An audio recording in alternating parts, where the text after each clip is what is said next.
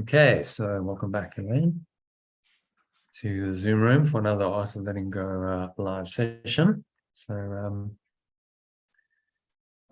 yeah, let's jump into today's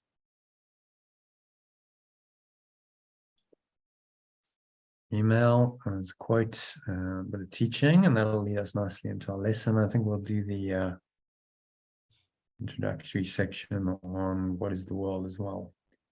The text is very short, just one paragraph. Okay, so let me share my screen with you.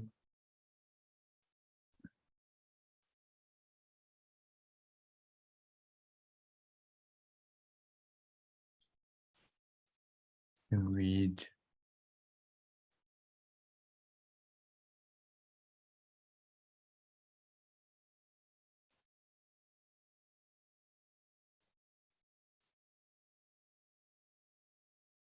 if you can read the quote for the day. Yeah. Goodbyes are only for those who love with their eyes. Because for those who love with heart and soul, there is no such thing as separation.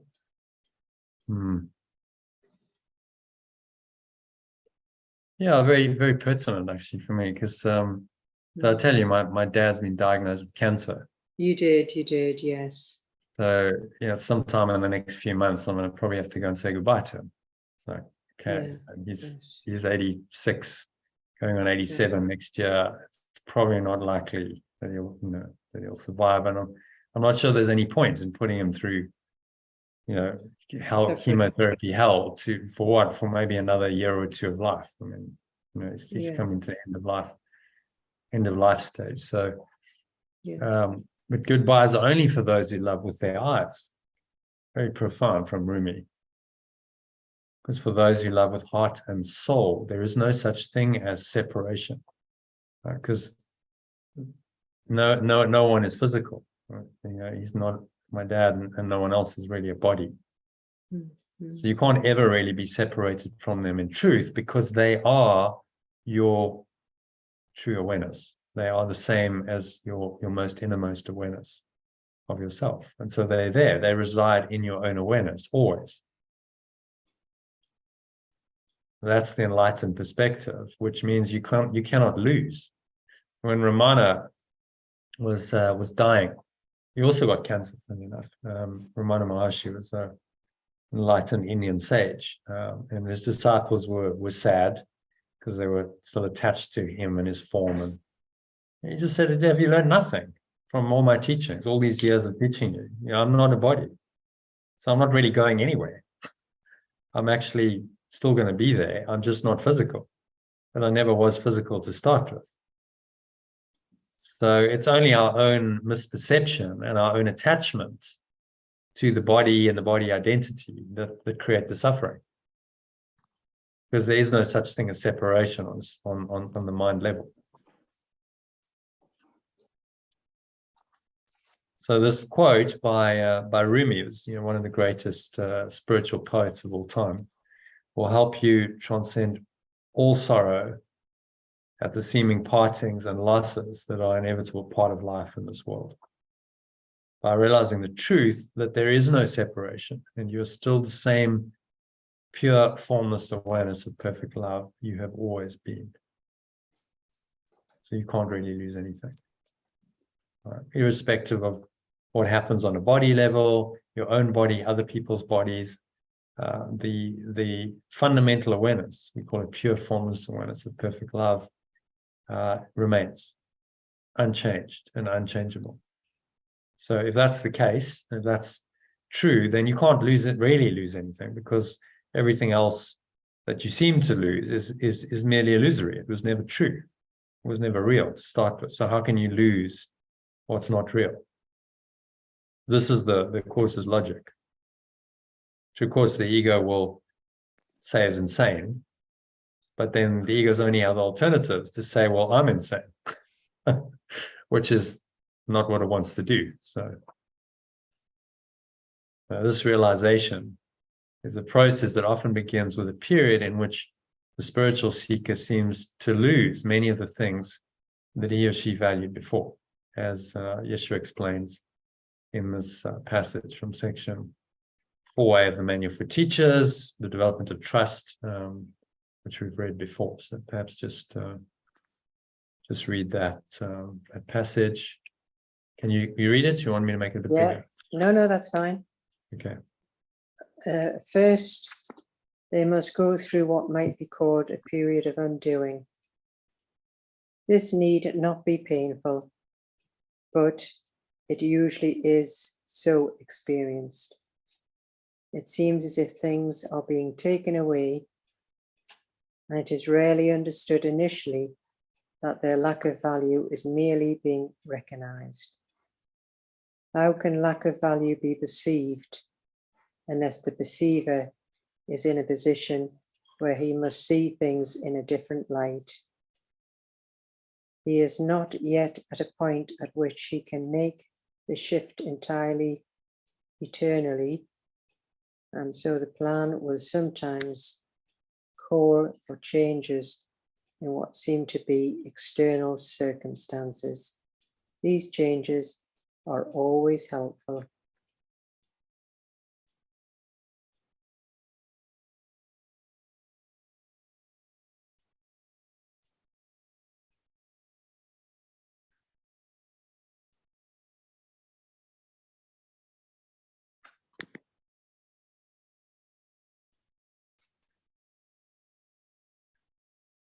Okay, so any thoughts on that? Well, it's all about the undoing, which can be very painful. It doesn't have to be, but the changes will be always helpful. And that's really the correct perception, realizing all the changes in your life and in anyone's life. It's never to involve losing something. Change involves loss, doesn't it? Something's changed. So, okay, how it was is not how it is now. So then there's something that's changed. It means something that was is no longer. So change equals loss if you perceive it incorrectly. Because something that's currently part of your life is gone. But they're actually all helpful to your hero's journey of spiritual awakening, no matter what their seeming form is. But realizing that takes you to the second stage of this process of learning to love with all your whole heart and soul. And by soul, really, we would call that mind. The Course doesn't really use the word soul. It's your mind. And your heart is just the feeling part of your mind, where you feel your emotions. And this is just another way of stating the same divine or unconditional love that we considered yesterday, which is the end goal of all our spiritual practice. So when the heart and the mind are in alignment in this loving awareness, that is a state of unconditional love, which then entrains your entire body, mind, your whole system into this loving awareness, which then directs your thoughts, your words, and your actions. And they've done research on the heart, or this energy center. It's not the organ, but the energy center of the heart. Organization called the Heart Math Institute has done a lot of research, and they found that it's much more powerful than the brain. Being entrained, your entire body, mind, organism gets entrained by the feeling in your heart, an open-hearted, expansive feeling of loving awareness, entrains the entire system in a way that doesn't happen from the brain. That entrains your thoughts, so your brainwave patterns, what goes on in up here is then entrained by the heart, and that's where we're trying to get to with it. So with your heart and your soul or your mind, love the Lord your God with all your heart, soul, and mind, said Yeshua. This is what he meant. It's like it's a whole commitment. You're not split and fragmented anymore. It's your entire being. So your intellect, the mind, the intellect and can be used in the service of a heartfelt purpose quite well. The Holy Spirit can use, whatever is going on in this world.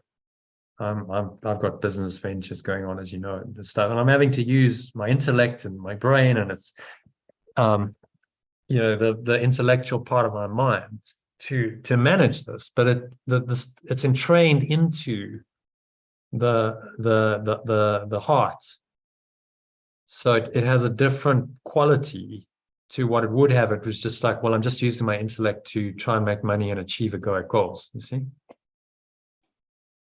So then whatever you do has a different quality, and that inspiration is what then takes it to another level. Then you're in the domain of the miraculous, rather than the domain of the ego, which is always about, well, what can I get out of this? The ego says, I'm doing this because I want, this result, this end goal, and I think that end goal is, is something valuable, so I'll strive towards it.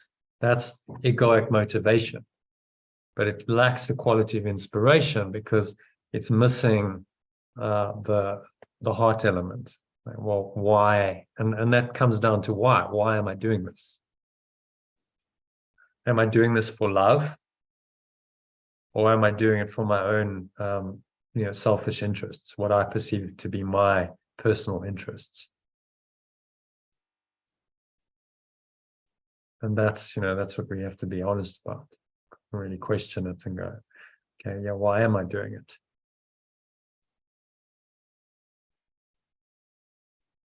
And if it's in integrity, to unconditional love, then whatever you do will take on a different quality. So you could do the same thing as someone, egoic. I'm dealing with many people in these ventures, and I don't think many of them are on the same track, spiritually speaking. They're doing it because it's a business and they want to make money. So they're doing the same thing, but it's being done from a different perspective, and that brings in a different energy, and that's inspired versus motivated, and it brings in another quality, a miraculous quality to everything you do, which is what the flow is about. Okay, so yeah, any thoughts, comments, or questions on any of that? No, that's good. Good. Go into the lesson, shall we? Today's lesson, which is on to lesson 247 today. So if you can read that in the original and the alternative, I'm just going to dive into. Actually, we're going to do the let's do that first. So the alternative. Let's do what is the world, yeah. In the alternative. Yeah. Let me just get the recordings going. Yeah, so this is insert 3. What is the world? It is born of error. It's not left its source. Like, hang on, just what I haven't done. It's because I'm going to substitute this. Let's read that in here. Rather, because I've done it in here. This is our more up-to-date version in the first person. Yeah, so read it in the alternatives. Nothing much is changing in the first paragraph. The world is false perception. It is born of error. It has not left its source. It will remain no longer than I cherish the thought that gave it birth. When the thought of separation has been changed to one of true letting go, I will perceive the world in quite another awareness, one which leads to truth, where the whole world disappears and all its errors vanish. Now its source is gone, and so its effects are gone as well. Okay, so thoughts on that? What's he saying there? Well, just saying that the world's just a false perception, and it was born out of error. but it hasn't left its source. So when we have the thought of separation, we immediately find our true self by letting go. Mm. So it's another awareness. It's two different awarenesses. And in this paragraph, it's trying to lead us to the truth. Yeah, where the whole world disappears and all its errors vanish. Source is gone, so its effects are gone as well. Well, I mean, stating very clearly the profundity of of this course. He's saying, well, the whole world's going to disappear. That's why Gary Renard called his book The Disappearance of the Universe. Mm-hmm. The entire false universe will disappear for you. Other people still caught up in it. Yeah. Now, for us, in our human form, seemingly, living in this world, that's a big ask. It's a big stretch, isn't it? Very. You're like, what? The whole thing's just going to disappear? Well, where's it going to go?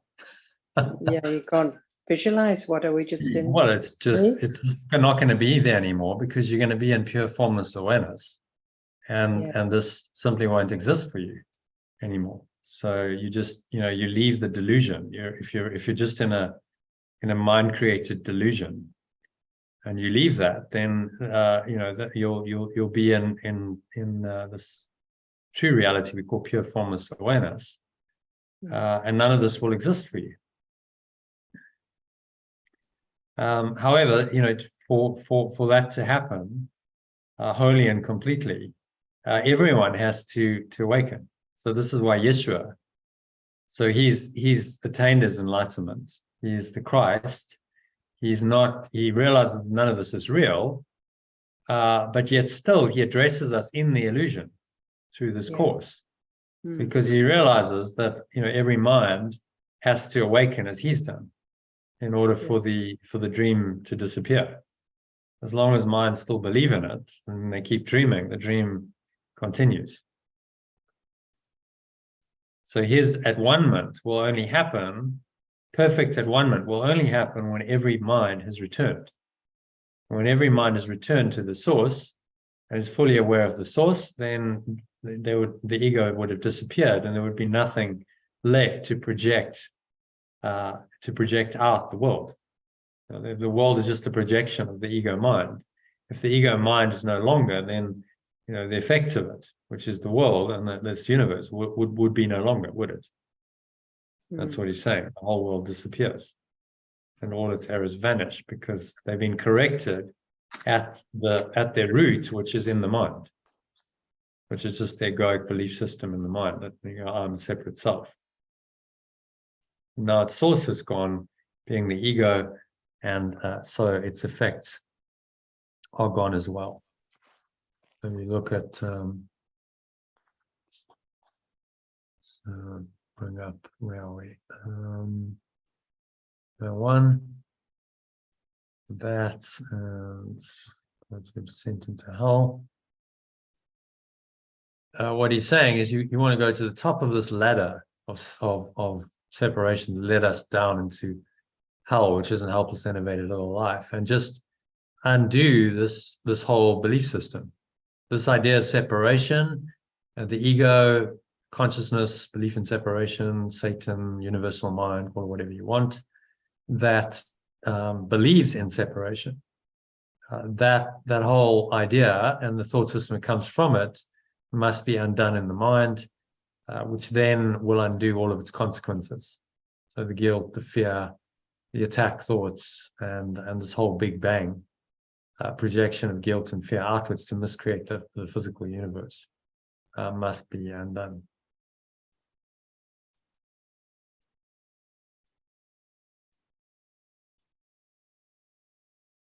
Okay, so happy with that. That's number one. Paragraph 2. The world was made as an attack on pure formless awareness of perfect love. It symbolizes fear. And what is fear except love's absence? So the world was meant to be a place where pure formless awareness of perfect love could not enter, and where its extension could be apart from it. Here was perception born. The knowledge could not cause such insane thoughts. But eyes deceive and ears hear falsely. Now mistakes become quite possible, for certainty has gone. Okay, so what's he saying on this one? Well, the world's made an attack on pure formless awareness of perfect love, and it symbolizes fear. And what is fear except love's absence? So it's false.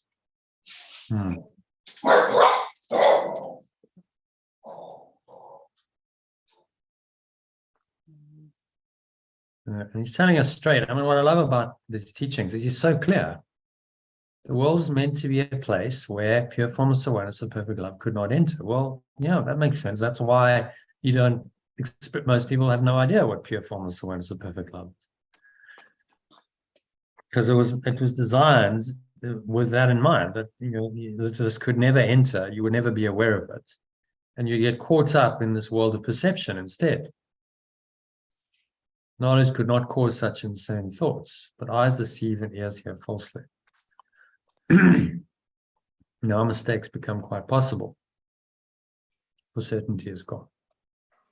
So in this delusion, we now have the potential for all kinds of errors, mistakes that are possible in the delusion. For your certainty of who you really are, pure formless awareness of perfect love, has gone, to be replaced by this false self and a huge amount of uncertainty. If you don't even know who you are, how can you perceive anything correctly? Because who's perceiving? That's the question, isn't it? So if I don't even know who I am, then everything I perceive is questionable, because I don't even know who's perceiving it. Who's the perceiver here?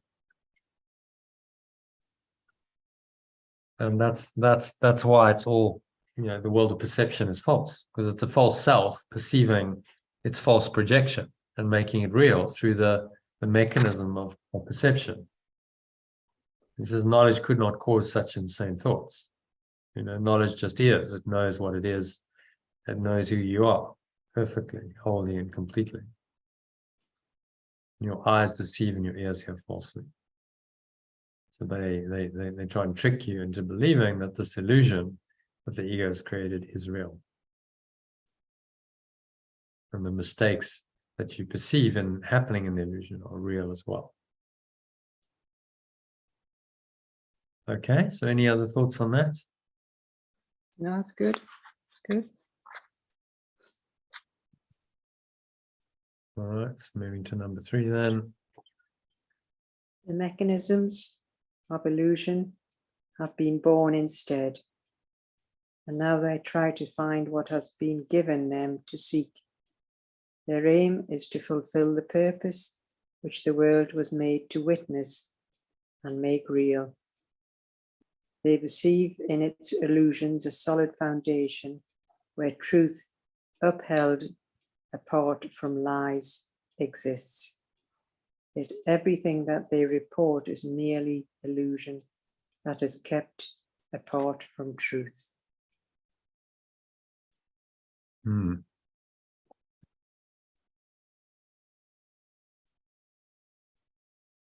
Yeah, so thoughts on that? What's he saying? Well, it's just all been set up to be an illusion.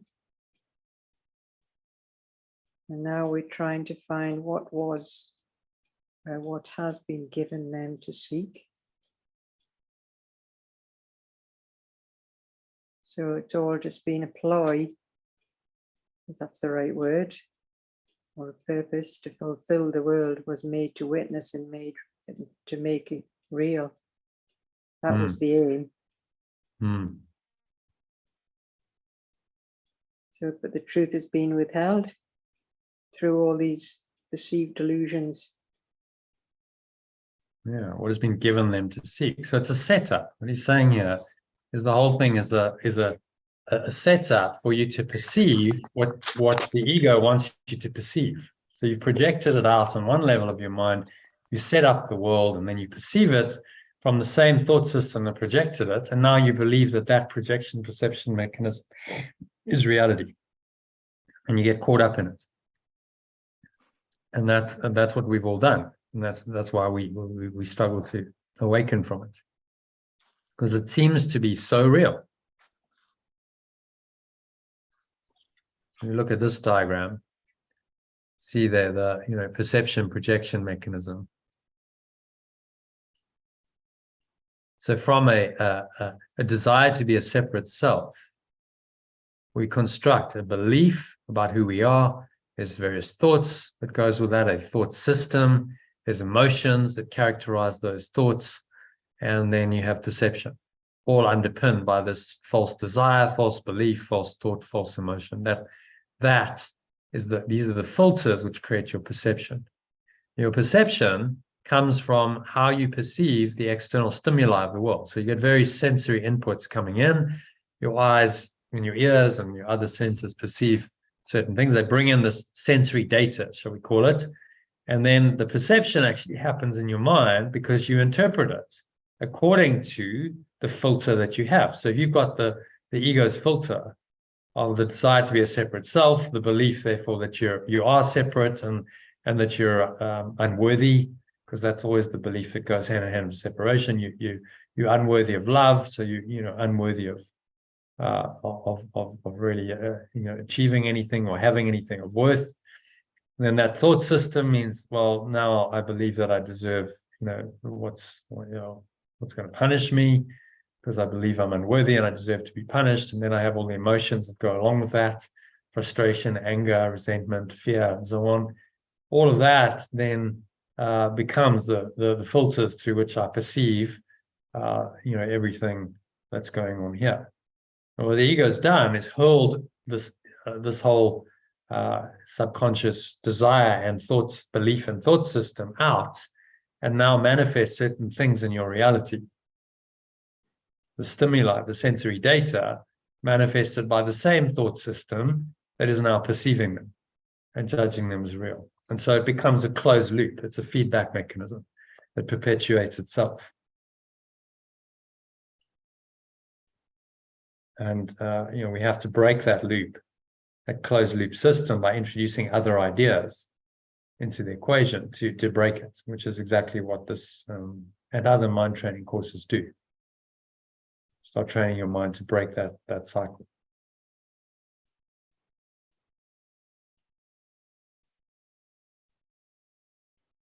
Okay, so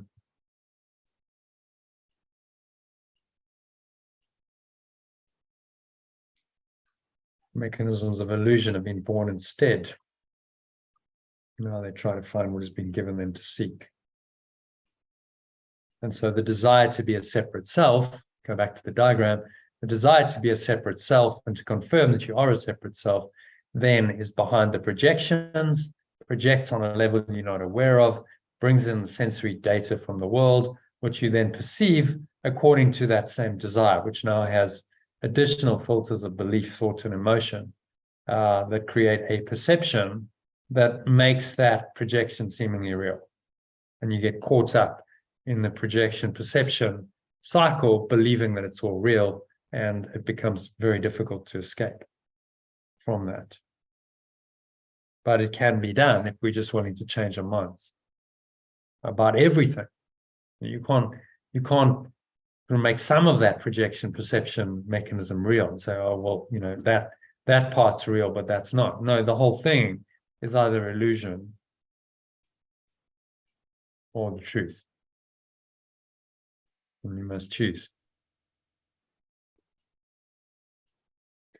Okay? Yep. Any other comments, thoughts, or questions on that? No, that's good. All right, so moving on to number 4 then. As sight was made to lead away from truth, it can be redirected. Sounds become the call for perfect love, and all perception can be given a new purpose by the presence that pure formless awareness, perfect love, appointed as awakener to the world. So I choose to follow its guidance and perceive the world as it perceives it. I choose to hear its voice alone in all that it speaks to me, and I let it give me peace and certainty, which I have thrown away. But the state of pure formless awareness has preserved for me in itself. Okay, so what's he saying? Sight and sound has led us away from the truth. So it's time now to be redirected and choose to follow the guidance given by the source. I choose to just listen to that voice alone and see that alone. Mm-hmm. And the peace So will. the only way I'll find peace is if I listen to its interpretation of the world. Yeah. The ego's interpretation will disturb your peace continuously.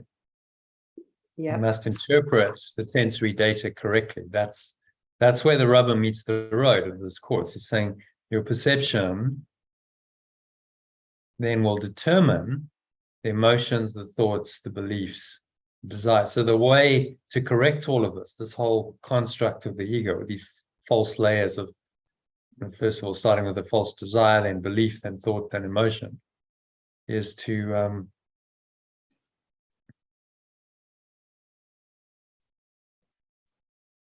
start with a correction of perception. So you start changing your mind when you get these projections that trigger you, and all of this is arising. You've got the thought system of the ego very much in your mind, separation thoughts, the emotions that go along with it, and it's not feeling very good. That's when you get the chance to actually go into those that thought system and those emotions and release them.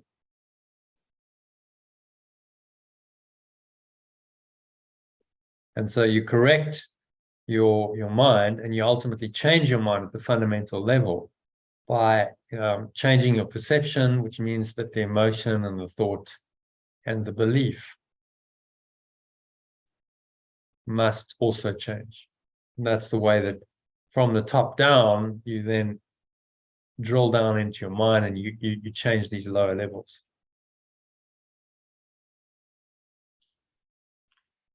That makes sense? Yes.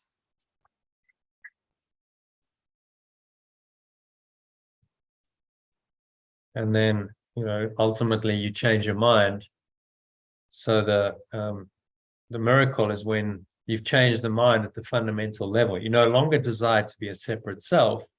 Your only prayer or intention is to be the true self, or the Christ that you are, which is one with everyone else. And you desire only that, and to stay in that state no matter what. And that radically changes your beliefs, thoughts, emotions, perceptions, and actions.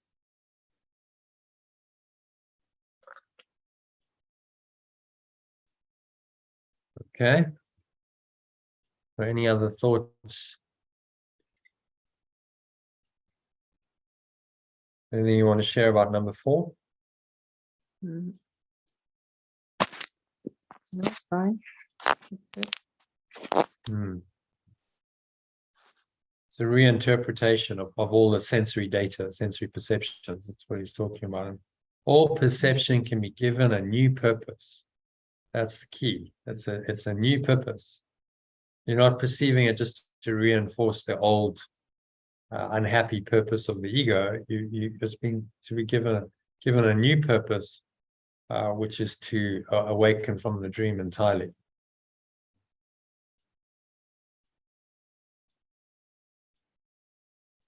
Okay. So let's move on to number 5 then. Let me not rest content until the world has joined my changed perception. Let me not be satisfied until everyone has fully let go of their belief in separation. And let me not attempt to change my function I must free the world, for I who made it must perceive it through the eyes of my true self, so that what was made to die can be restored to eternal life. Yeah. So what's he saying there? Well, we can't rest until the world has joined our changed perception. And it's saying not to be satisfied until everyone has fully let go of the belief in separation. And let us not attempt to change this function. And then we can be free from the world.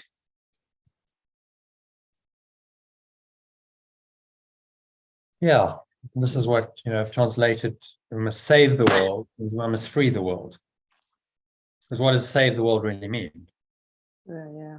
What does it, a lot of people say you save the world. What does that actually mean? Well, it means you're freeing the minds that think they're in the world, attached to the world, living in the world. You're freeing them from that delusion, liberating them from the delusion of that they are a body living in this world.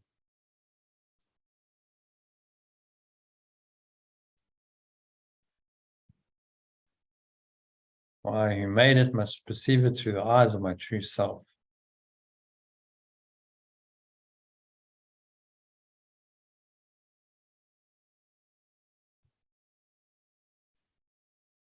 In other words, what was made to die can be restored to eternal life. So everything here was made to die because the ego is a death wish, but it can all be restored to eternal life in our true awareness, pure formless awareness of perfect love.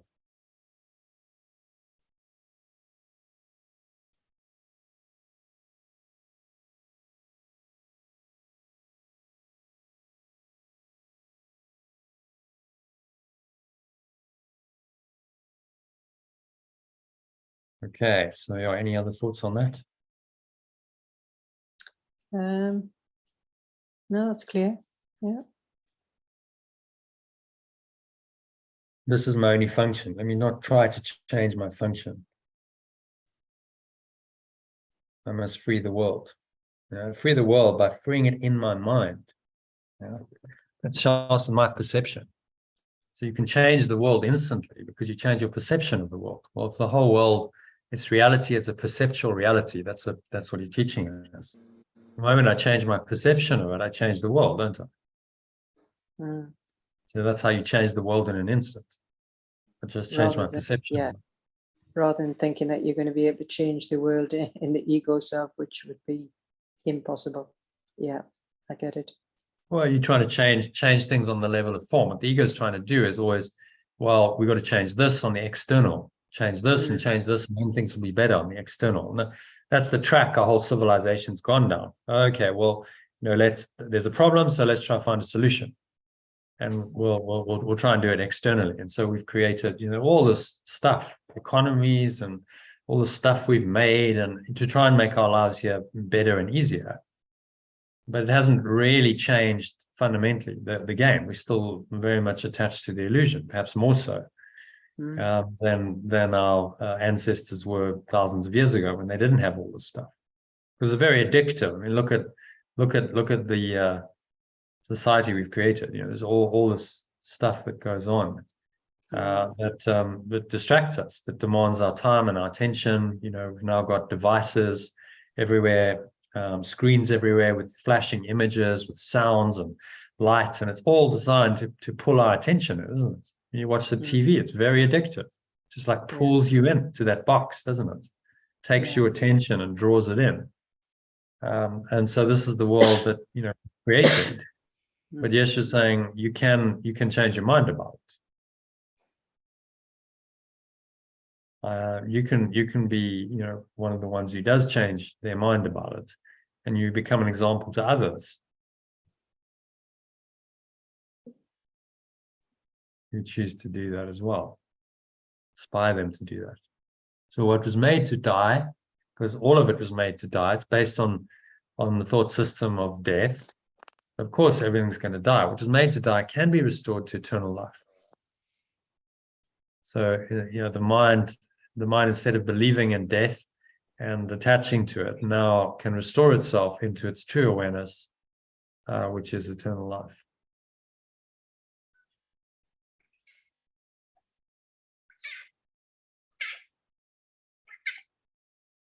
Okay. Yeah, it's good. All right. So that leads us nicely into our lesson. So let's switch it over. Let's go lesson 247 now. Without forgiveness, I will still be blind. Let me just get a recording going. So we split the recording.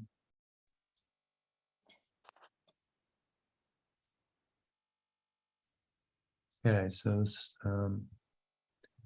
this one is lesson 247. You can read that in the original and alternative. Without forgiveness, I will still be blind. If I don't let go, I will still be blind.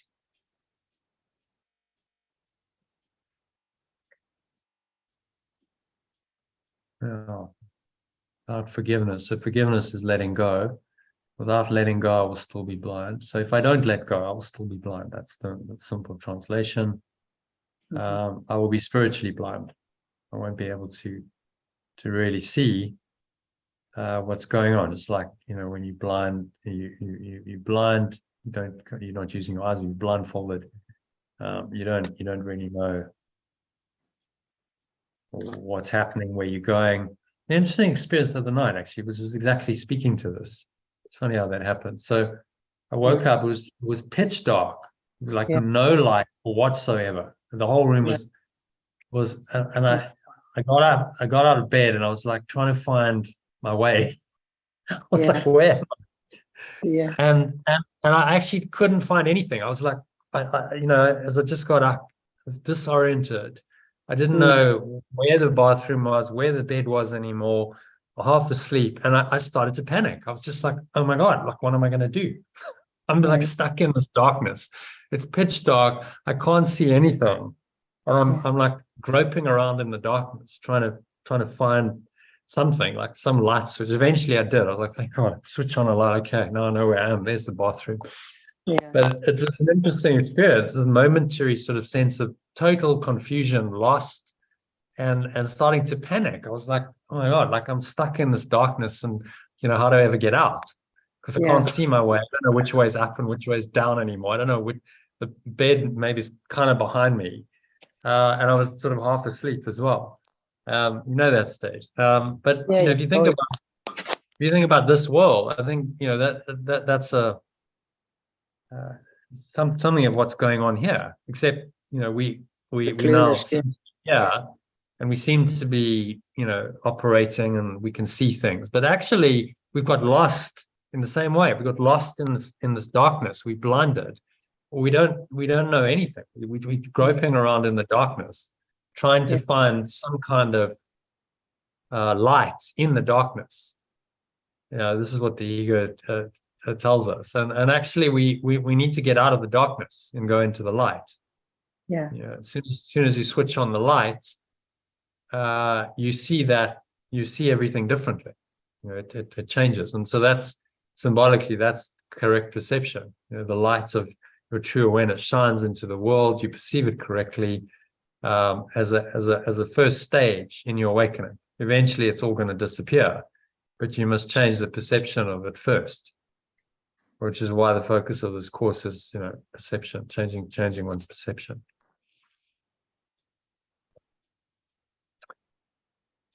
Yeah. So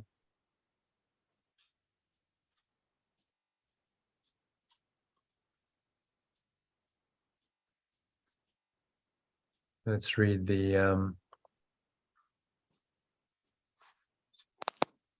first one. Read it in the original and then the alternative. Sin is the symbol of attack, or sin is error made real, permanent and punishable, and therefore is the symbol of attack. Yeah, so what I added that in because we haven't actually ever defined sin in the course. And this is the definition. It's error made real, permanent, and punishable. That would be, but I haven't translated sin as that because it's so long. You imagine if every time you said sin in the course you had, well, error made real, permanent, and punishable. It's very long-winded. Yeah. But that is really the definition. It's made real in your perception. It's permanent. So the ego is saying, well, it's unforgivable. You can't ever erase that. It's uncorrectable, and therefore it's punishable. So you will be punished over and over and over again for this for the sin, and there's no escape from it. In the ego's judgment, that's it. You're doomed. You're condemned.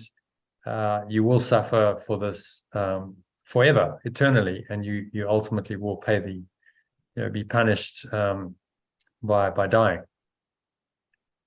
What a thought system! I mean, that's just insane. When you spell it out like that, you're like, really? How can that be? Because we all make mistakes, but the mistake can obviously be corrected. You don't have to keep making the mistake. And go, okay, I made an error, but I don't have to do it again. So there's a correction. So evidently, sin is not permanent. And if it's not permanent, then how can it be real? Because it's there one moment in your perception, and then it's gone. So permanence is really the sticking point for the ego. And then if it's permanent and it can't be corrected, then it's punishable, not just once, but over and over and over again. It's interesting in that Beckham documentary I mentioned, it's like, it's an unforgivable sin and you're going to be punished over and over and over again. There's the ego for you. Not, okay, you made a mistake. There's a day or two of saying, well, look, David, you could have done it differently, bad on you, and then we let it go. All right, well, just move on. No, over and over and over again, he gets punished. And there's the ego system in operation. Error made real, permanent, and punishable, and therefore is a symbol of attack. And that instance, with the David Beckham incident where he attacked, and then all the sin and this guilt was heaped upon him. There's a profound lesson there. For anyone who cares to look what attack does. One little moment of unconscious attack, he was like, well, I just got irritated and decided to attack the guy by kicking him. Look at the sin and the guilt and the punishment that resulted, amplified over and over and over again. I mean, there's no doubt he would have regretted that and gone, well, that was the stupidest thing I could have ever done. Why didn't I just lie there and get up and not try and kick him? Just take it, He just did a little, like he was winding him up. He just did a little like fluff on his head, He was down. I think he'd felt. I can vaguely remember it, yes. And then he just did that. So it's a bit like condescending and patronizing. He was kind of winding them up a bit. But okay, so what? So he's ruffled my head. Who cares? I just let it go, But he got irritated and then he did something about it. He attacked based on that irritation. If he got irritated, understandable. I mean, who's not going to get irritated? This Argentinian is just like, he's just fouled you, and it's like, yes, anyone's going to get irritated, but do you act then on that irritation and make it real by acting on it? So he manifested it then into action. So then it became real, and then because of the circumstances, and it was such an important game, and there was so much emotional energy invested in it, the level of the ego's reaction was extreme. He just got, everyone's sin and guilt dumped on him. It was projected onto him, and now he was the scapegoat for all of their own unresolved stuff projected out onto him because of this one moment of irritation, which is really just it's caused by guilt ultimately. So the guilt then causes the irritation, manifests the attack, and then demands because you've started that whole cycle that that the ego demands that more attack and guilt will come. And so you get caught up in this thought system of guilt and sin and attack and fear and hatred. And it's all so unnecessary because none of it's true. And with just a bit of mindfulness, David Beckham had been more mindful in the moment. None of that would have happened, would it? Could have just gone, okay, whatever, whatever. I'll get up. I'll take the free kick. I won't react. But because he reacted, all of that then kicked off. So, we can learn from that. It was obviously extreme. This was an extreme example of the ego's thought system in action. But extreme examples are useful. It's like the crucifixion. It says, it's an extreme example because it's useful for teaching purposes, for learning purposes. You can learn from it. Okay, well, let me not make the same mistake as David Beckham did. Let me not react in anger, because that was his problem. He actually acted on his anger and wasn't able to let it go in the moment. Okay? Yeah. Sin is the symbol of attack. That's why I told the story, because very, very clearly there you saw the relationship of attack and sin.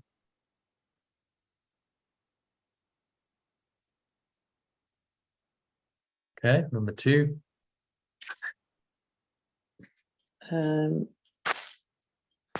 If I perceive, do you want me to do the original? Sorry,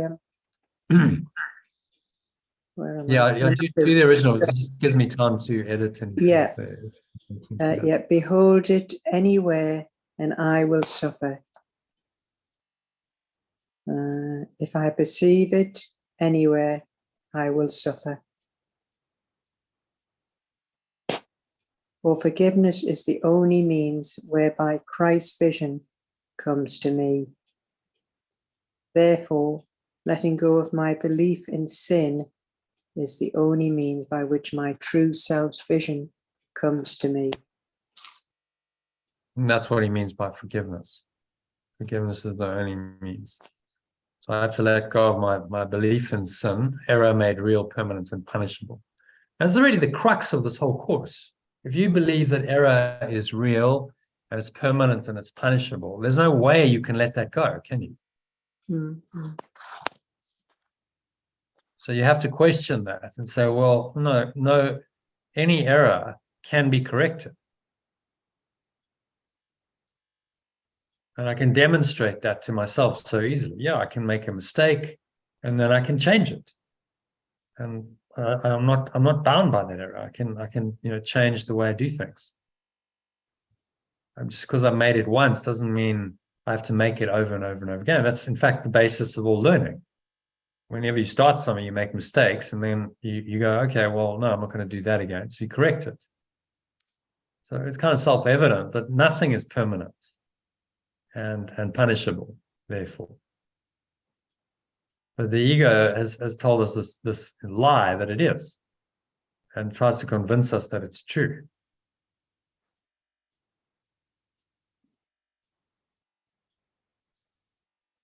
And therefore, letting go of my belief in sin is the only means by which my true self's vision comes to me.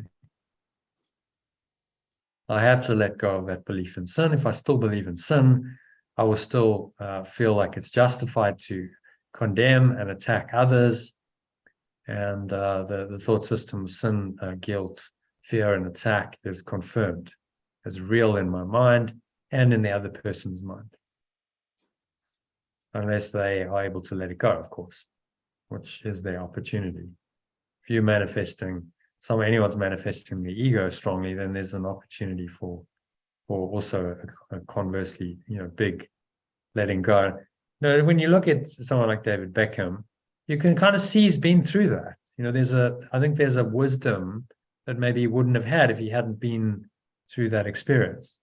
It made him grow up, and I think he realized that maybe fame wasn't all it was cut out to be then, because the downside, he'd been the golden boy. It was like, wow, the downside of it was, just being hated and vilified by millions of people. I mean, who would want that? So it probably led to him going, okay, I've got to let go of the so-called good side, my attachment to the fame and the fortune and the, all the bling and stuff, because look at the pain it's caused me. So, a great lesson, an extreme example, but great lesson of like the two sides of the ego's coin. It's all good, fame, fortune, he's the golden boy and he's getting paid a lot of money and he marries a attractive girl who's a pop star and he's got it all. But then the ego, the downside of that is, the dark side is, oh my goodness, you do something wrong and suddenly you're vilified and hated. And who would want to go through what he went through? I mean, that was just, must have been psychologically really, really tough to be abused and vilified by a whole nation because of a mistake you've made. Not be able to like show your face. He was playing and people would just boo him, and he'd walk in the streets and people would spit at him. I mean, just extraordinary, the level of attack, hatred. But that's the ego's thought system just displaying itself.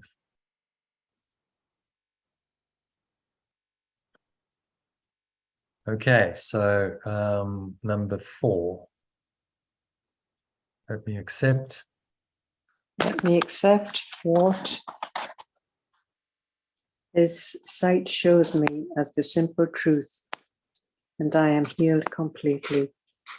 Let me accept what its perception shows me as the simple truth, and I am healed completely.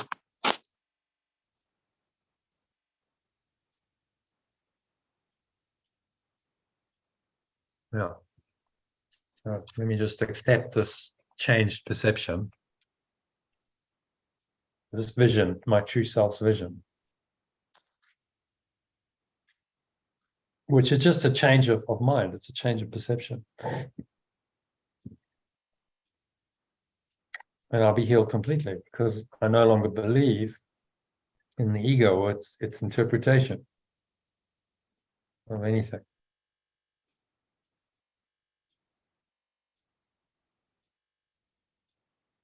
And that's the precursor to, the final letting go of the body, form, the whole world. We must change our perception first. Okay? Mm-hmm. 1, 5. Brother, come and let me look on you. My companion, come and let me look on you.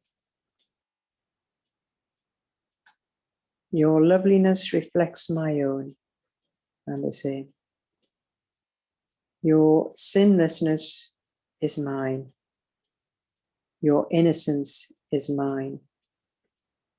You stand forgiven, and I stand with you. You stand released, and I stand with you.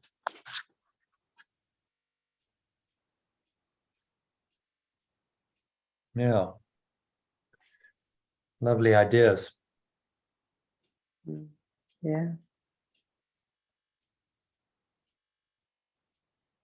Your loveliness reflects my own.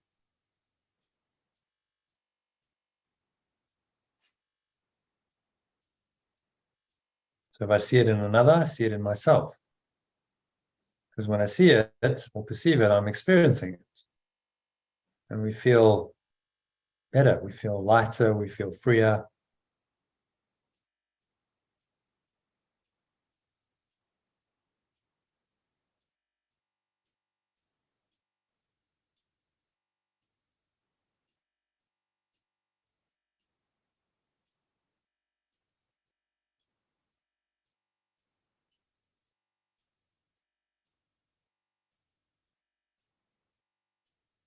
Your innocence is mine. You stand released and I stand with you.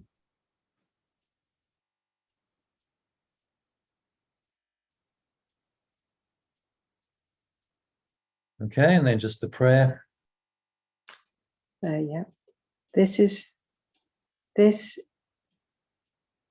the way I choose to perceive everyone today. My companions are your extensions. Your being extends them and gives them all to me as part of you and my own self as well. Today, I honor you through them, and so I recognize my true myself.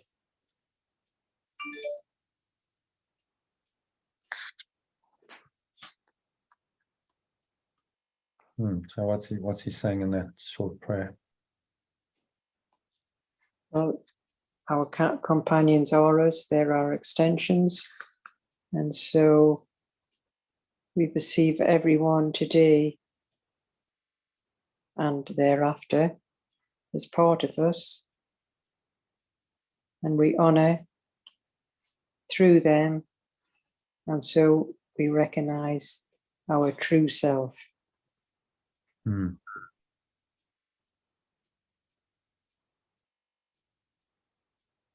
When I honor others, I recognize my true self. Yeah. As I perceive them, I perceive myself. Over and over, we get told that.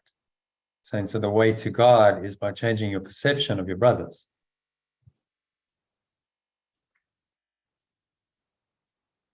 You change your perception of them, you change your perception of yourself, and you recognize who you really are, that loving awareness. That's why there's such an emphasis on relationships in this course.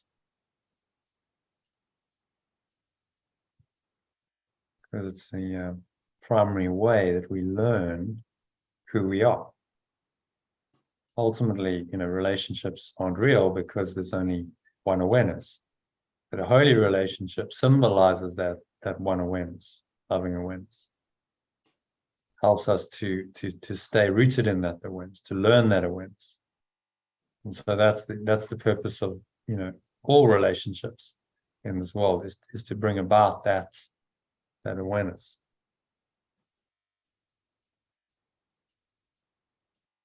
Help us stay in that awareness.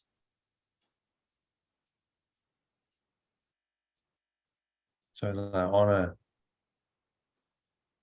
others, I honor source, and in that I recognize myself, who I really am.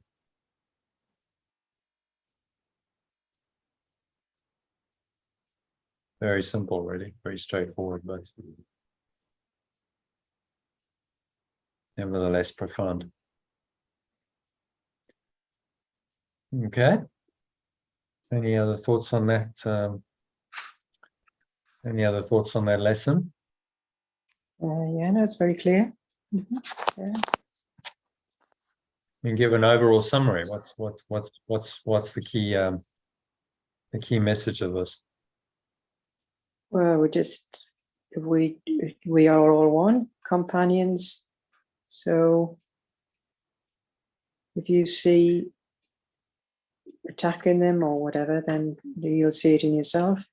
So if you honor them, you'll honor yourself. Mm-hmm.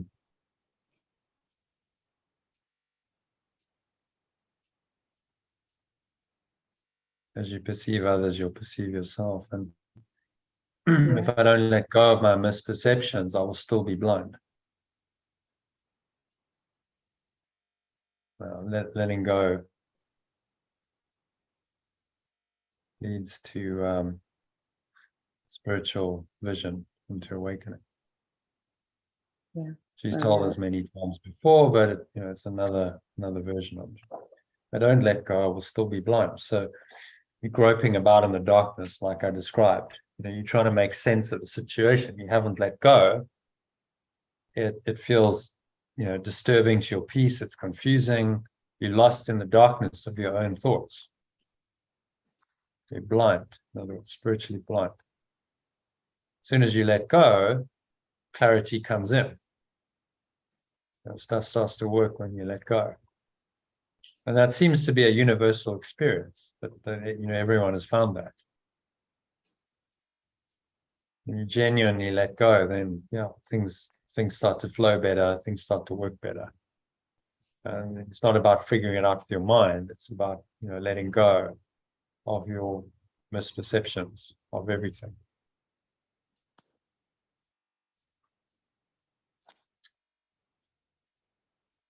Okay. So shall we do a meditation on this one? In fact, Yeah. I tell you what, let's do there's only one paragraph of text to do. So we'll do Okay, that, yes. and then we'll do the med to finish the Yeah. session. How about? Yeah, that's a good idea. Yeah. All right. Okay. So let's go to the new beginning.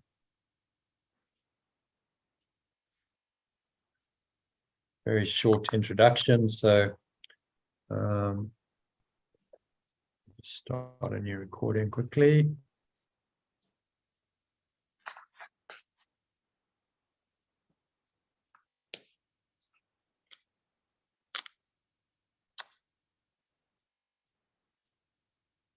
Yeah, so this is the new beginning, chapter 20, chapter 30 we're on to. So this is the penultimate chapter of the text. There's 31 chapters, so two chapters to go in the home straight of the text anyway. Once we've done that, there's the manual for teachers, and clarification of terms, and the supplements to do. But the text is the big one. So yes. So new beginning, introduction, just one paragraph to lead into it. Right. So just read that in the original and the alternative, so I can do some translation if necessary. The beginning now becomes the focus of the curriculum. The new beginning, the new beginning, yes. The new beginning now becomes the focus of the curriculum. The goal is clear, but now you need specific methods for attaining it. Or the goal is clear, but now you need specific methods for attaining it. The speed by... I don't think that needs to change. That's all right. Yeah. The speed by which it can be reached depends on this one thing alone: your willingness to practice every step. The speed by which it can be reached depends on my willingness to practice every step. Depends, let's just say solely. And solely on my willingness to practice every step. Mm-hmm. In the every step in the process, knowing specific methods for attaining it.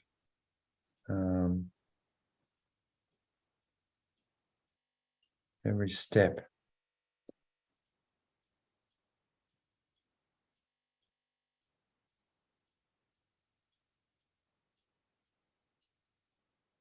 Every step necessary for its attainment. That's what he means.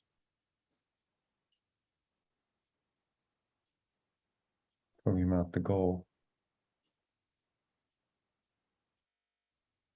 Okay, each one will help, but I'll just read in the alternative. I'll translate as we go. It's not much to do. Each one will help a little. Each one will help a little every time it is attempted. And together will these steps lead you from dreams of judgment to forgiving dreams and out of pain and fear. Okay. They pause, are not, let's try and change forgiving to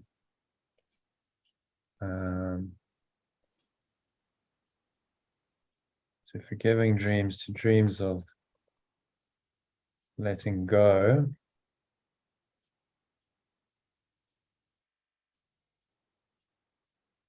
Dreams of letting go of pain and fear. I think that's nice.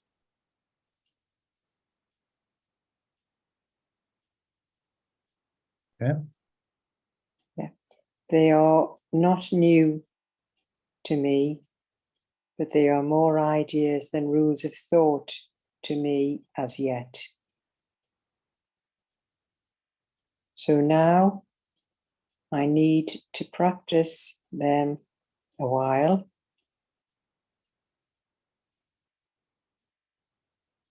Until they are the rules by which I live. I seek to make them habits now, so I will have them ready for whatever need.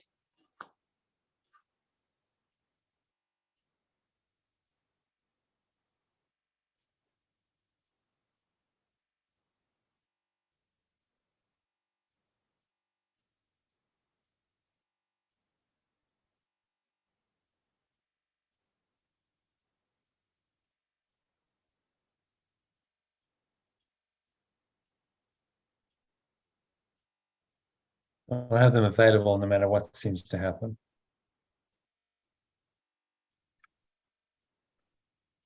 So it's saying, I just read it in the alternative and then summarize it. Yeah. The new beginning now becomes the focus of this curriculum. The goal is clear, but now you need specific methods for attaining it. The speed by which it can be reached depends solely on my willingness to practice every step necessary for its attainment. Each one will help each one will help a little every time it is attempted. And together these steps will lead me from dreams of judgment to dreams of letting go of pain and fear. They are not new to me. They are more ideas than rules of thought to me as yet. So now I need to practice them a while until they are the rules by which I live. I try to make them habits now, so I will have them available no matter what seems to happen.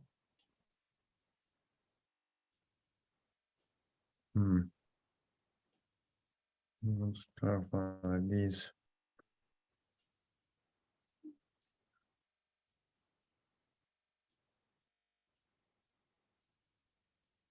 Steps.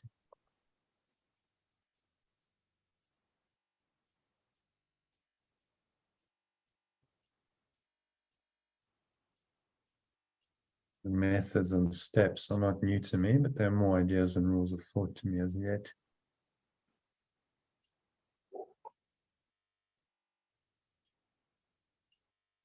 Still more ideas and rules of thought to me.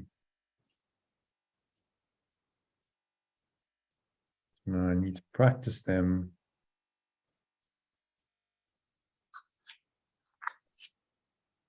a while, practice them diligently until they are rules.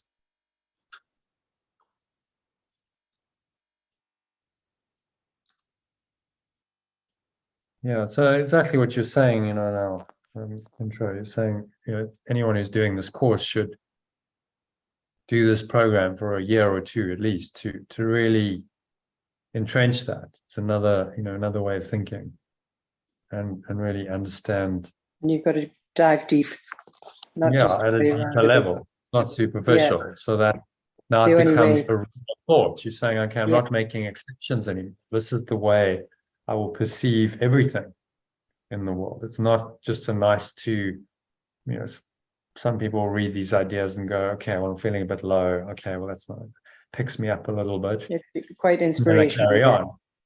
Yeah. It's more like, no, this is how I perceive everything all the time. No exceptions made. I perceive everyone and everything in the same light. Yeah. That's very different from, I need a bit of inspiration. Let me pick up this book and, see what I can get from. And it takes the mind training he's talking about. Let us practice a while. Let us practice these diligently. Hence, lesson every day. Hence, reading the text. Practice it diligently. So you're practicing a different way of thinking and perceiving about everything when you practice this course. This is why it's so powerful.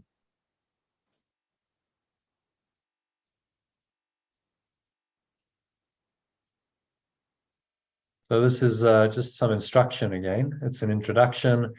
It's a bit like these instructions he gives us in the workbook. Yeah. Where he doesn't talk about the principles, he's talking about the practice here. Okay, so where are we in this process? How's this process of your awakening going? This is where we're at. This is what's needed as a prep for the new material that's to come. So this is like one of those coaching instructions, really, which is why it's so short and sweet. And then that this kind of prepares us, almost like he's giving us a pep talk for the last stretch of this course of the text. Okay, so now we're on the final ascent to the summit, and he's given us a little G up and gone, okay, this is where we're at. And you need to practice it diligently till they become the rules by which I live. In the same way as you practice, we got the Rugby World Cup going on. The guys practice and practice and practice, and they drill it on the training ground. And then, when the need comes, they can execute it. It was interesting. It was just after, we ended that session. There was still 20 minutes of the game to go. So I watched the last 20 minutes. South Africa versus France. And we were down by South Africa were down by 6 points with 20 minutes to play. So, but I was like, oh, okay. 20 minutes away from going out of the World Cup. But what they did was they executed what they practiced. It was a training ground drill where they, instead of kicking the ball away for a penalty, they took a scrum way back in their half, which is quite, it's like, wow, okay. The need was there, and if they hadn't drilled that and practiced it, they wouldn't have been able to do it. It wasn't a spontaneous thing. I know we've rehearsed this, and so because they were strong at the scrum, they scrummed, and then they took the ball up and they went all the way from the one end of the field to the other, and then at that end they then scored a try, which then put them in front. So the point is that they had drilled and practiced it over and over and over again. And when the time arose that they really needed, the chips were down, you've got 15 minutes to play and this is it, you've got to pull something out the hat. They had that in their toolkit because they practiced it. And in the same way, we need to practice this letting go in the good times. In the easy times, you do the lessons, and if you have a smooth day today, you keep practicing and really drilling yourself. So it's like, okay, when the need comes and the chips are down and it's difficult, then I'll be able to kick in to what I've practiced. That's what he's training us for.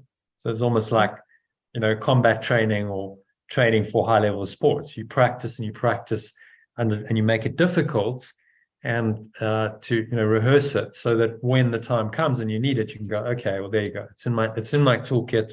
I can bring it out and I can use it, and then everyone goes, oh wow, that was amazing. How did you do that? Well, just like the sportsman, a lot of practice, over and over and over again. So hence I put in the diligently. Let's practice this diligently over and over and over again. And that's why the daily lessons, you're practicing it ideally, hourly, because it's just drilling yourself. Okay, I'm just going to get so into this thought system that when the chips are down and I'm tempted to go unconscious and react, then I don't, because I've drilled myself so much that I'm able to, to let it go. And in the critical moments, the other sporting analogy is with David Beckham. If he'd had more mindfulness and he practiced this kind of thing, he wouldn't have reacted. No doubt. If he'd been more mindful, he would have been able to go, okay, because I practiced this in my daily life. I've been practicing letting stuff go and not reacting. So then, okay, I just apply it, when it really counts. And another example was, they won the same program. The Manchester United won the European Championships Champions League, they call it. In the last 3 minutes, they were 1-0 down with 90 minutes to play. And then what came back to him was his father drilling him on the practice ground. Okay, take the corner and put it on the spot. And he'd do it over and over and over again. And so he did 2 of those on the spot. But he referenced to his training. It's like, yeah, that came back to him. You know? His dad had even said, when the chips are down in a major match, then this could be the difference between winning and losing the whole thing. That came back to him. So because he'd been drilled so much by his dad, and his mum was against it. It's like, well, why are you drilling him? Why are you so hard on it? Because exactly for that time when the chips are down, you've got 3 minutes, your side needs something desperately, and then you can put it on the spot. So those are just analogies in life to exactly this, like, be prepared. Practice and practice and practice so that when the chips are down and you really need it, you're prepared and ready, and you can do what you need to do and let it go rather than reacting. And that can make all the difference to relationships, to business deals, to so many areas in life. Performance, on sporting performance, we talked about business performance. It makes a huge difference. If you can let it go when the chips are down, that's the mark of greatness. Great performers are able to do that and not give in to the pressure. They're able to let it go and they find their flow even under pressure. But if you haven't practiced that skill, then it's very unlikely you're going to be able to do it. So just keep practicing. Ideally, every hour if you can, but at least several times a day. Remind yourself of a lesson, and practice. Just do the breath break I send you. That's the easiest way of doing it. It's only a few minutes, and then you're done it. But you've gone through the practice. It's not just, I thought of the idea, and then you've actually gone through the practice of it, and you've applied it, and you've gone through a process. That's what practice means. And so you're training your mind to stay in alignment with the source and becoming very resilient to the slings and arrows of outrageous fortune, as Shakespeare called it. So that those don't affect you as they would have previously, or as they would other people, because of all of your training. So it's the same principles as any kind of training. Looking back to my own life, I did a lot of that training. I did sports training. Well, it was good training for this discipline. It's like I realized that you've got to drill it, and you've got to practice and practice and practice if you're going to get better. So it's the same thing with this. It doesn't just happen overnight, and it doesn't happen if you do it irregularly. Generally, if it's systematic and it's progressive, anyone will tell you, if you do systematic, ongoing, progressive training, that's how you improve. And that's what all these professional teams do. That's the difference between professional and amateur. They do it systematically, progressively, not just, oh, well, we'll play when we want, and then we'll have an off day or two because we don't feel like playing. It's like, no, systematically, progressively, 6 days a week, we do this. And even our rest days planned, because we need to rest. And so if you apply the same mindset to your spiritual practice, then attain similar results. So I guess this would be the maybe I should call it that, the pro version. This kind of detailed training that you go through is the pro version of the course to make you into a letting go professional.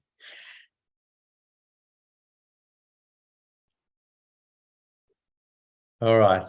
So any thoughts on that, Elaine? That's very good. Yeah, very good. Okay. So should we end the session with a meditation? Yeah, that'd be good. Yeah. All right. Great. Thank you. That's good. Good session. Yeah. Short term, sweet term, but still, they're all good. These sessions are all, even a paragraph like that is quite profound. Yeah, that's Okay. all good.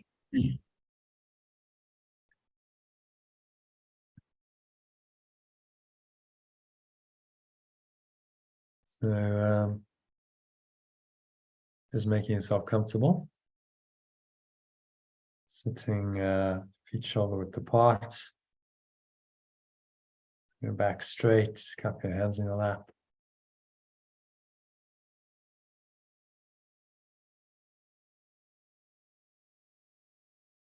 Close your eyes.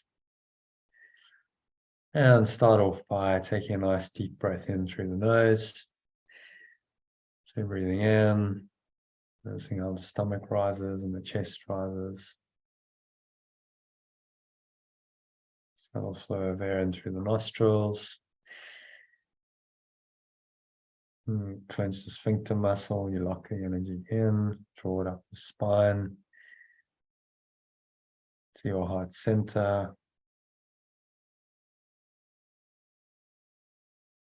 Draw it up into the crown of your head.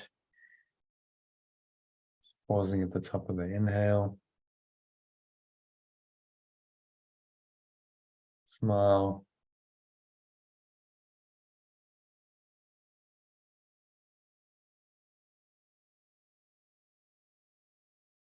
Scanning your mind, so just noticing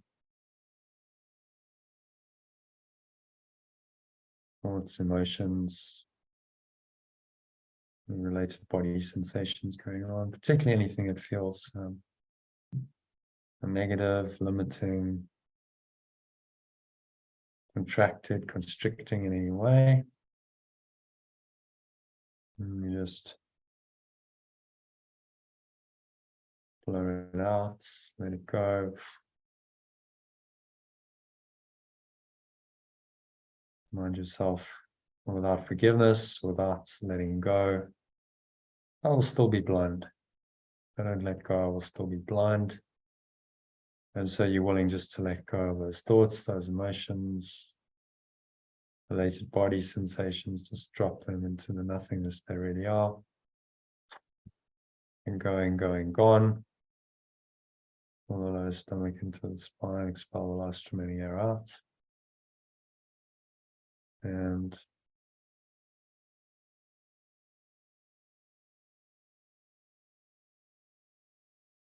you just rest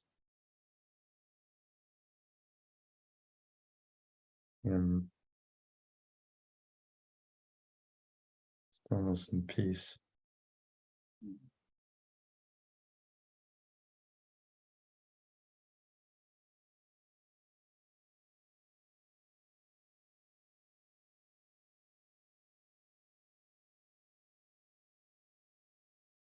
A few moments.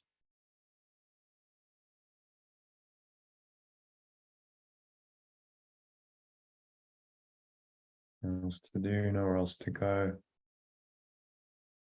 Just breathe, relax, and be still.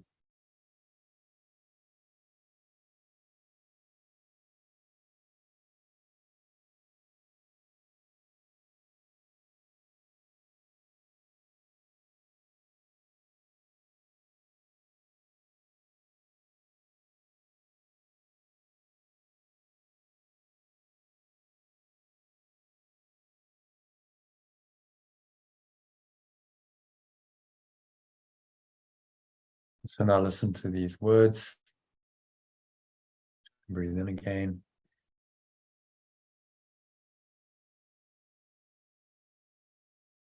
I'm going to repeat these words after me, so I speak them. When I pause, you breathe out through your nose and you speak them as affirmations, truth. Breathing in. Say, if I don't let go, I will still be blind.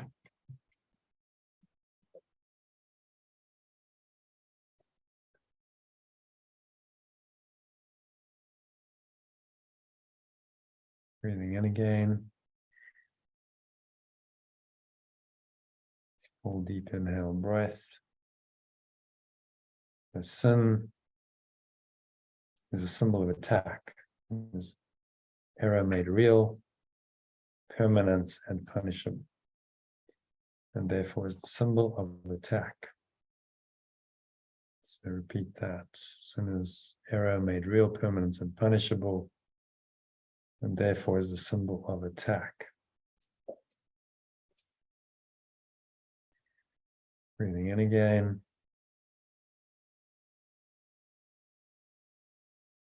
If I perceive it anywhere, I will suffer. Exhale as you repeat those words. Breathe in again. Therefore, letting go of my belief in sin is the only means by which my true self's vision comes to me. And exhale as you repeat those words.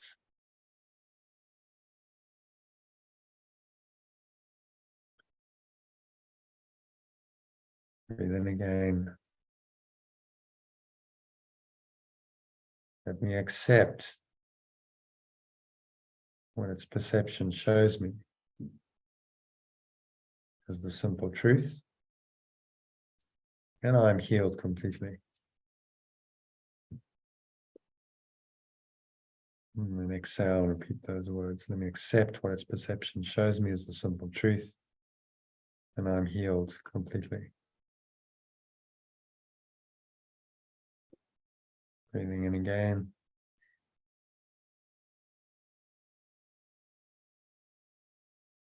So my companion, think of someone perhaps you've had some difficulty with, some challenges with. Say, my companion, come and let me look on you.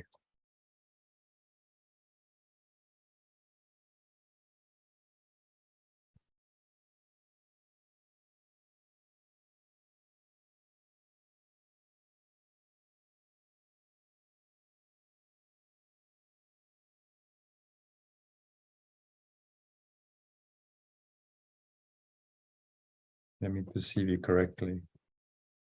I'll translate that as, come and let me perceive you correctly.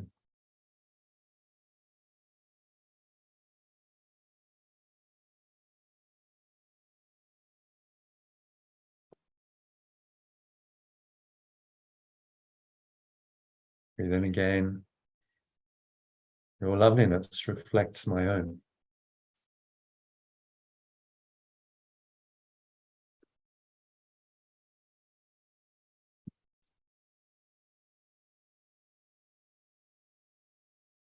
Your innocence is mine.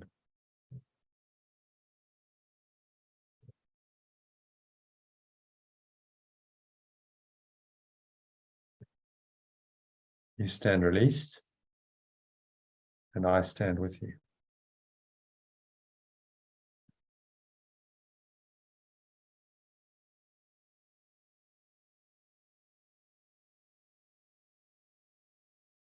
Breathing in again. And this is the way I choose to perceive everyone today.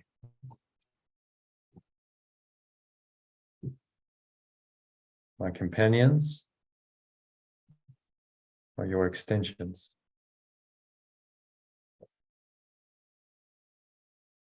Your being extends them, gives them all to me as part of you and my own self as well. Breathe in. So today, I honor you through them. And so I recognize myself, capital self. Exhale on the truth of that. And just sink into an awareness of what this prayer is pointing to the self that you share with others, the true self or the Christ that you are, that you share. There's really nowhere else to go, nothing else to do. You are what you are. So just recognize that true self in your experience right now for the next couple of minutes of deep silence.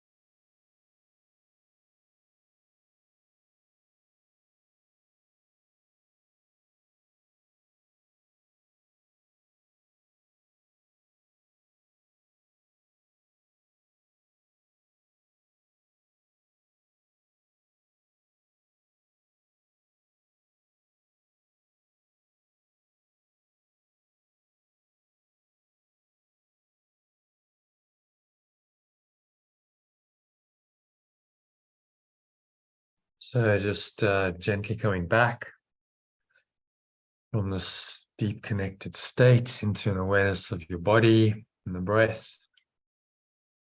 senses and the world. And on the count of 3, you're going to open your eyes. So breathing in, noticing how the stomach rises and the chest rises and the subtle flow of air in through the nostrils. And you pause at the top of the inhale, scan your mind again, notice any thoughts, emotions, related body sensations going on, particularly anything that feels negative, limiting, contracted, constricting in any way. And just choose to let it go, reminding yourself, I don't let this go, I will still be blind, spiritually blind. And with blindness, ignorance comes pain and suffering. So I let it go because I don't want to suffer anymore. When you exhale and have a sense of releasing, letting go of your mental and emotional attachment to it, blow it out like a dark cloud or black smoke. It's going, gone. Pull the lower stomach into the spine. Expel the last remaining air out.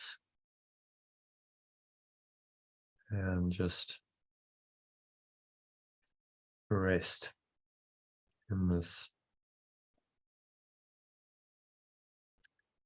peace and stillness for a few moments. On the count of 2, notice the weight of your body pressing down into the chair, your feet touching the ground. And just what you're feeling and touching with your hands. Maybe there's a subtle flow of air on your skin. Notice that. Breathe in. Notice any smell in your nose. As you do that, taste in your mouth perhaps. Notice what you're hearing in the surrounding environment. Just noticing all these things from this very still, calm and surrendered state of mind, without illusions, state of mind in which you are aware of the truth. And anchor that state in, the intention to stay here, top yourself up into the state by reminding yourself of today's lesson frequently. Ideally every hour, you just practice the lesson for a minute or 2. Use the breath break I've sent you to help you do that. And so it is. So it is said, so it is done. Now on the count of 3, open your eyes. So just take a minute to look around, observe what is going on in the world around you, objects in the room, notice those without attachment. So notice them from the same peaceful awareness as you had when you were in the meditation. You can close your eyes to access that. Feel that deeper awareness, that peaceful awareness, then open your eyes.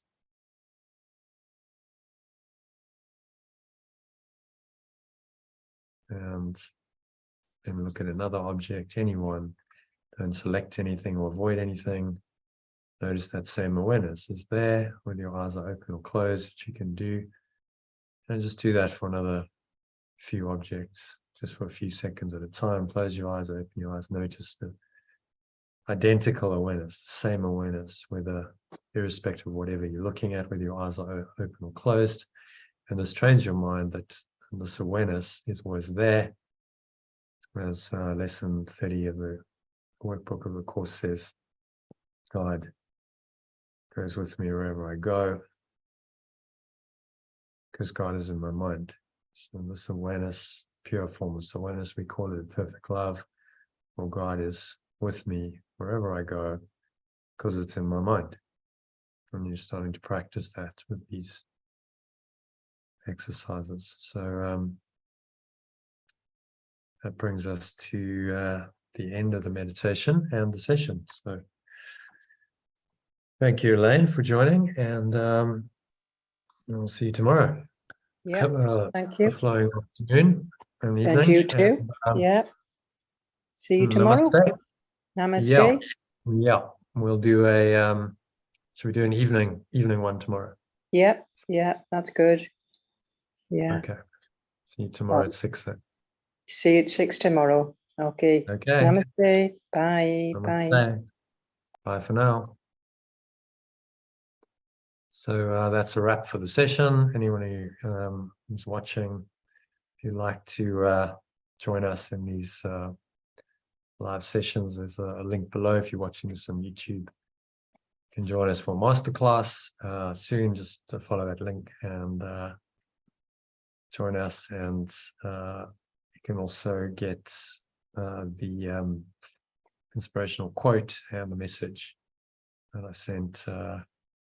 That I showed you up front, sent to you every day on Telegram. So there's a link below to sign up to that. And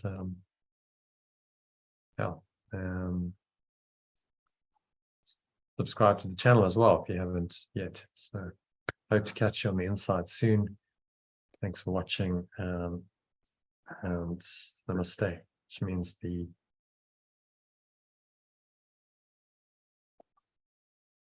wholly aware self, the forgiving self in me acknowledges and honors that same